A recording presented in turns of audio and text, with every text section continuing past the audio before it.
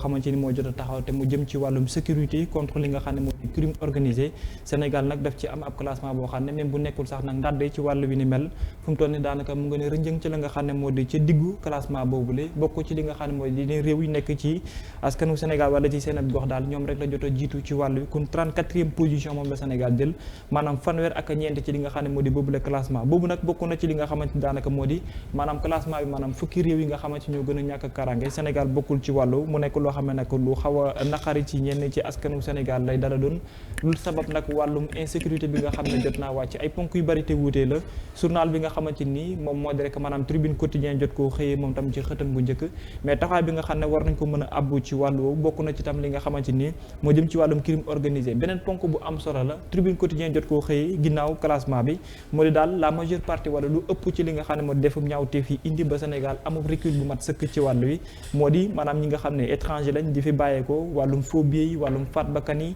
li nga xam ne tamit daanaka moo jëm ci viol ak yooyu itam bokk na ci ponk yi nga xam ne sax jot na koo ñanjaas jot na ko maanaam da dekk ñambaas ci li nga xam ne moo di maanaam sûreté contre li nga xam ne moo di crime organisé donc muy ay ponk yu bari te wute Sénégal tey am ci nag recul boo xam ne jàpp nañ ne du loon yoon ñi dem ba daanaka classement am di dendoo ak réew yi nga xamante ni mooy ci mel ni ay Mali wala li nga xamante ni moo di ay Cap-Vert.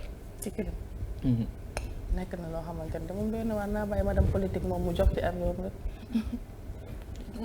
bu ñu xoolee récapituler li nga xamante ni moo fi jot xew ci année bi ci laay wax sax du ma wax sax yu ñu weesu mun na confirmer quand même li nga xamante ni moom la ñuy wax parce que au Sénégal les gens meurent comme des mouches aujourd'hui tey boo génnee sax sa xel du daal vraiment tey ba ma maasoo di woo ma ne ko déedéet du ma génn def fi wuuru parce que da ngay génn ci biti du ñu jël sax si li nga yor bu may wax ci ñàkkaaraange man ne dañ lay faat bu dee jigéen tey ñu violé la comme yi ñu doon wax fii ba pare faat la te dara tey du ci mujj aujourd'hui bu ñu xoolee ci suñu haut niveau ñi nga xamante ni ñoom ñoo war a aar suñu kaaraange tey ji dañuy wax c'est le cas même wala bokk benn exemple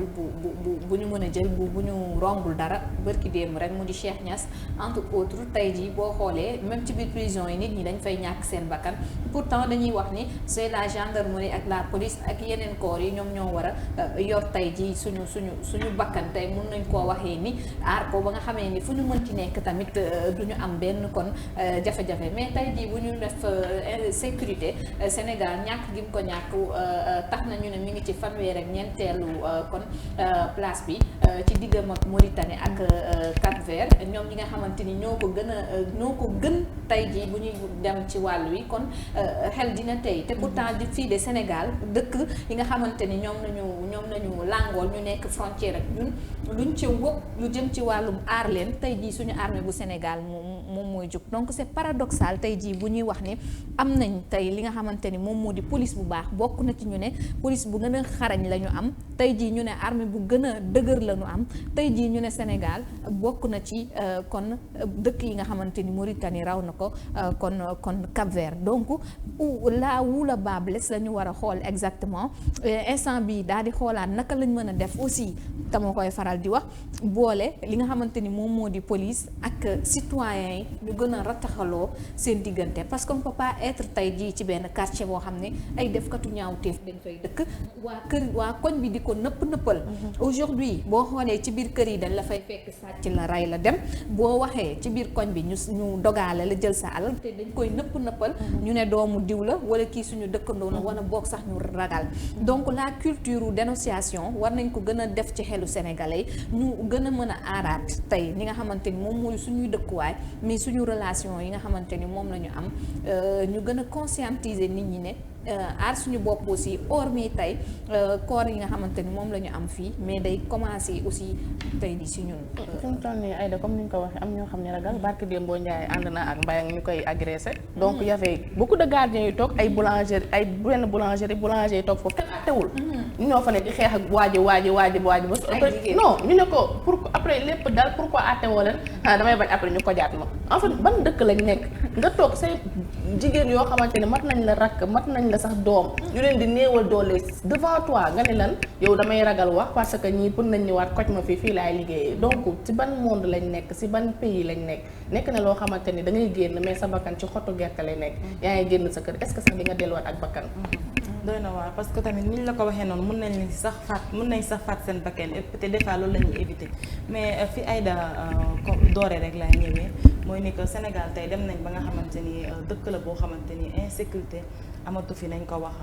parce que boo toogee ba buy génn sa téléphone amoo fit di buy appel ci mbedd bi ça cause problème soo duggee ci taxi léegi premier réflexe bi ngay am mooy verrouiller porte yi loolu man mosuma ko woon dund mosu woon am avant sa sac à main amatoo fit toog ci taxi teg ko sa kaw da nga koy nëbb sa ay suufu tànk donc réflexe yooyu dem ba bokk ci say attitude ça veut dire que yow tu es consciente ni que fi nga nekk amul sécurité léegi nag insécurité boobu basculation wala moo ko waral d'un coup comme ça rek ñu jékki-jékki Sénégal amatul benn sécurité ci mbedd bi ngay dox ñu pes la nangu sa saak nangu sa téléphone amatul heure amatul quartier amatul heure parce que am na quartier yoo xamante ni amoo woon fit sàcc fa man par exemple Médina amoon fit sàcc fa le matin mais tey Médina le matin la gën a ñàkk wóor que le soir donc ça cause problème lan mooy problème bi lan mooy tamit solution yi parce que tamit on peut pas vivre dans un pays où tout le temps da ngay sentir sa bopp en insécurité loolu tamit wóorul doy na waar chaque jour fait divers yi ñu ngi koy dégg rey nañ diw faat nañ diw fekk nañ ko biir këram fekk nañ ko biir boutique am ça peut pas continuer benn instant parce que suñ ci jëlul ay jéego ñoom dañ leen di gën a may fit tout le temps ci li ñuy ñaawteef bi ñuy def ñu koy gën di dëggal di ko gën di def am na kenn mosulaa neewal doon man non parce que man damay teel a joxe liñ naan teel a nangu day yombal ay dugub. ñoom duñ la laaj dañuy ñëw rek jam la. man moom wax dëgg yàlla waaw xanaa nga ñëw rek jam mais man boo ñëwee ne ma indil li nga yor ma jox la lépp daal di avancer dem liggéeyaat ko parce que. njool mu yàmbar maa xam ne mën naa kaa liggéeyaat te affaire bi mënuma liggéeyaat donc damaa bàyyi njaboot kër ga ñoom laay njëkk a xalaat maa am ci instant boobu sama xel sama doom bi jigéen ñi ku leen di gérer après laay njëkk a xalaat parce que jamono neexul. mais dafa am loo xamante ne nii aussi sànq li ngeen di wax ba léegi mën naa wax ne daanaka effet yi la mais am na ay causes xam nga dañoo nekk société boo xam ne violence dañ koy teel a tàmm bu ngeen seetloo bu ngeen amee gan bu dëkkul bu yaroowul Sénégal ak suñu doom yi façon waxi ni sax bokkul ñun suñuy wax dafay dëgër dafay am violence discrimination xam nga te loolu souvent moom la ñuy màggaale nag ñun suñu xatar dafa xaw a metti dama am benn xarit ivoirien moom moo ma defloo constat boobu mu ne ma yéen Sénégal bu ngeen di wax damay tiit mu ne ma da ngeen di waxtaan sax parfois ma yaakaar ne da ngeen di xeex mu ne parce que ni ngeen di waxee dafa dëgër dafa metti seen wax dafa violent te boo seetloo ba ci biir noonu la fa demee après mooy ñëw nag ba ci ëttu politique bi politiciens yi seen i wax dafa bëri violence suñu mbëri bu subaa bu ñu waree def face à face dafay bëri violence wax ji dafay metti ba finalement société bi dañoo dem ba violence dafa nekk ci biir ñoom beneen bi tamit moom mooy suñu kaaraange réew mi xam nga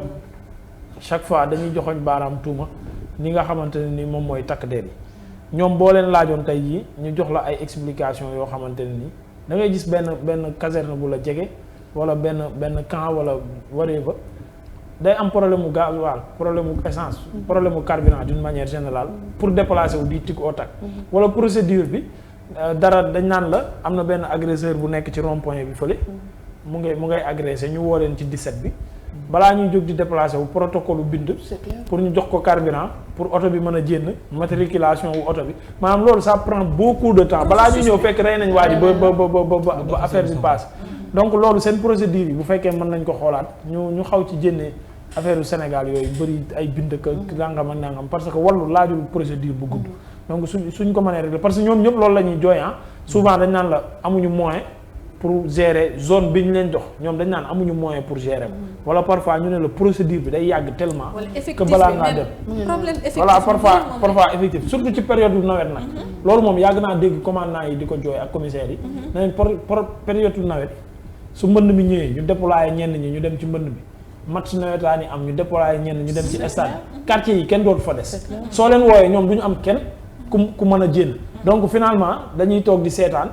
médecin après la mort la ñuy mujjee nekk wala ay spectateur parce que boo jógee stade ba nga ñëw ñu ne la stade ba am na xeex ba ñu rey fa nit doo xam nooy def finalement du ñu xam sax ñoom fu ñu nekk nee na parfois dañuy perturbé wu te loolu nag il faut ñu xoolaat suñu politique sécuritaire jéem ko defaraat parce que bu ñu demee nag ba nga xamante ne nii pays yi nga xam ne yaa leen ëpp non seulement moyen sa armée gën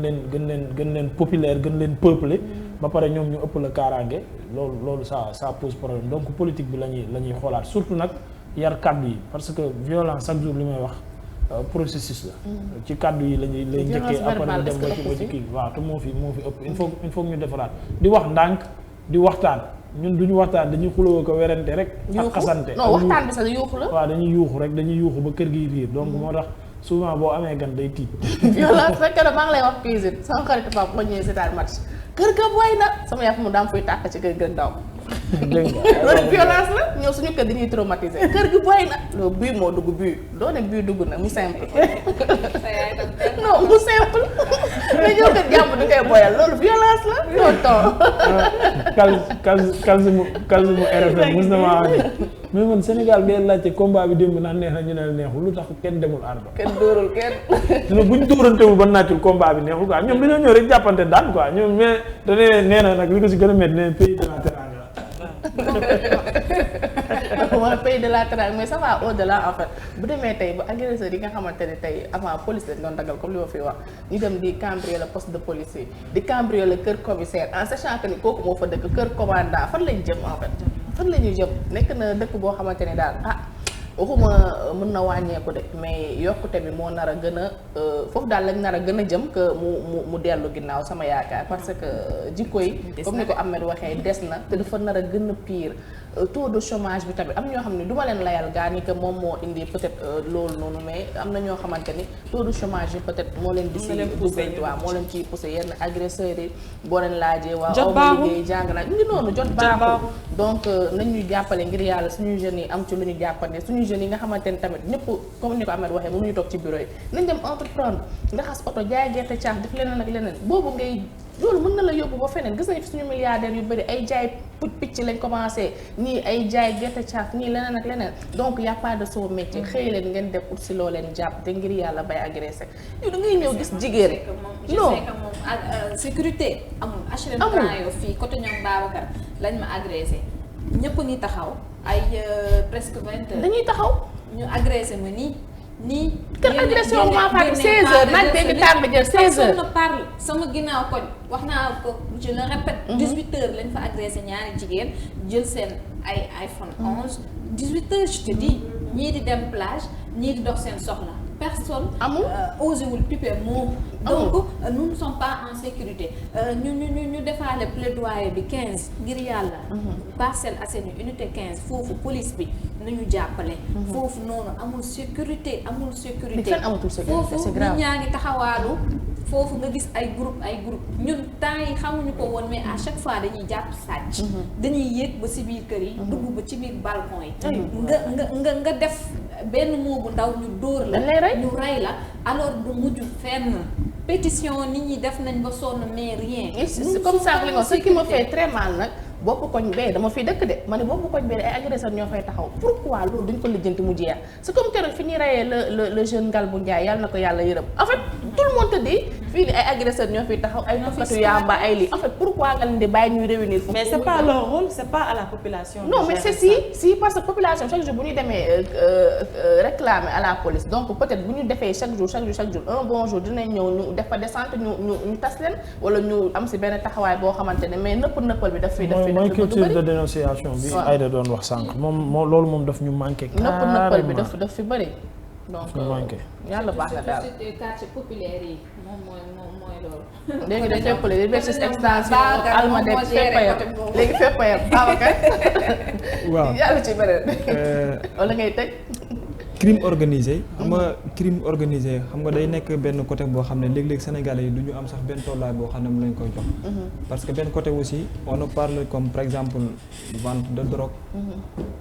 faux billets faux médicaments ba ci sax wàllu njuuj njaaj yu bari léegi nag côté boobu xam nga tey moo gën a poser problème ci li nga xamante ni moo di benn classement bi nga xamante ni moom moo dala génn Sénégal bien vrai 34e position sax moom lay jël mais de manière générale bu ñu xoolee tey au niveau de l'Afrique de l'Ouest ak classement bi nga xamante ni maanaam kuréel bi di global organisé crime index jël na koo joxe moo di Afrique de l'Ouest wala Afrique de l'Est moom moo nekkaale ci ponk bi nga xamante ni bu njëkk la classement bi ñu ko jox moom mu toll ci maanaam fukk boo jël donc mu ngi ci am presque xaaj bi mu di 5,6 nga ñëw xool li nga xam ne moo di Afrique de l'Ouest mooy ñun fi ñu nekkee donc moom mu am ci lu toll ci 5,47 donc 5,47 Sénégal ñëw jël 34e position ci lu jëm ci ay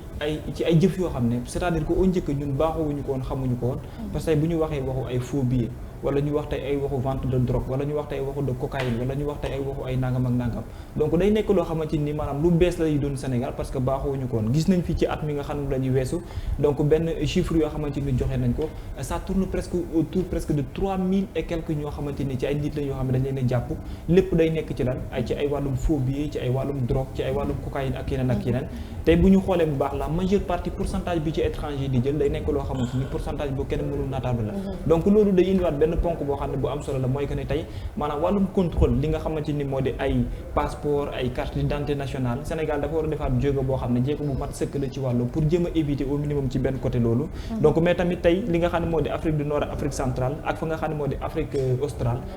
côté yooyu moom lañu daan gën di gis ne ñoo gënoon a fës ci côté boobu mais tey presque boo ko xoolee sax wàllum insécurité boobu ñuy wax donc ñoom dañ ci gën di wàcc mais ñi gënoon a am classement bi gën a am solo ñoom ñooy gën di yéeg donc mu mel ne benn manquement la boo xamante ni dañ ci xaw a yaafus pourquoi parce que amoon nañ ci classement bu am solo ñu jàpp ne ba léegi lépp mu nga fa nga nekkoon te jot na tey aussi ñu jéem a xolaat bu baax a baax parce que wàllu crime organisé yi mooy dem ba jël li nga xamante ni mooy tolluwaayam réew mën na dem sax ba na saxal li nga xam ne moo jëm ci wàllum démocratie waaye bokk ci li nga xamante ne bi moo jëm ci wàllum koomam ndax da koy suuxal parce que tamit saisie de faux billets ak yeneen fu muy faral di gën di am day gën a nërméral li nga xam ne moom moo di koomu réew ma donc beneen ponk bi mooy lu jëm ci wàllum activistes yi démb nag jot nañoo waxtaan ak askanu Sénégal bokk ci sax